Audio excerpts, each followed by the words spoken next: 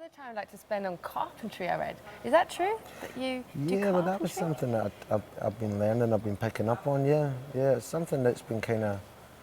My grandfather used to do it a fair bit. He used to carve me a rocking chair when I was young, a rocking horse. And he used to make all little things. So I always had that in the back of my mind. And Yeah. I think there's just come to a time where you have to work with your hands in order to sort of just reconnect with something like that, you know, like to even cooking, you know, starting with raw materials, making it. Are you You a can good say cook? the same with songs, you've got raw materials, you've got all that in Yeah. a more spiritual kind of way, but I'm talking about literal, you know, get it, Things make that you it, can like touch in the and end, then like a look at it proper. at the end, eat it, you know, or else, you know, use it, you know, like a walking stick not for me yet, you know, I hope not, but it's, you know, it was a nice thing for me to do to pass the time. But I'm a novice, you know, I'm just still starting out and whittling, I'm a whittler. Right. Okay. But it said that you were doing carpentry against your stage fright.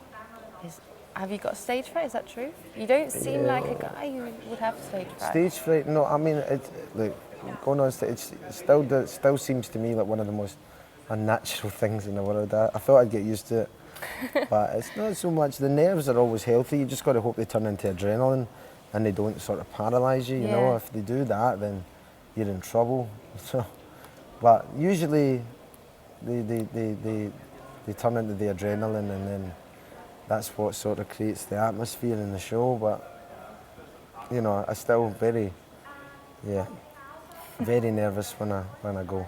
Yeah. When I There's go some to people like who deal with that in different ways, and I'm not sure if you did deal with that on that kind of perspective. But you once said that you smoke pot. Yeah. Did you also do that because of that, or No, that's got nothing to do with that. Really, that's more. just like I've did it now for a good portion of my life, yeah? and I do it. You know, a lot of people use it differently. I've never found it being a distraction. Really, I've never found it being somewhere that would, if you had a problem, that it would make the problem go away. I can't understand that. It's more, for me, it makes me think in a different perspective.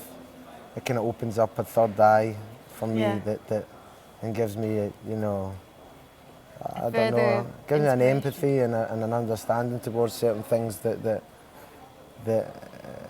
or even just a different perspective than I usually might have, and I like it, you know. I mean, it's not something.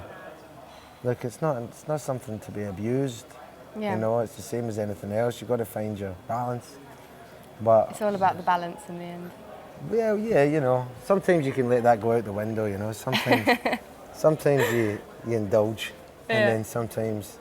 But when you've got stuff to do and you've got people that are coming and relying on you, and you've got responsibilities, you've got people that are coming and paying money to come to your show. Yeah.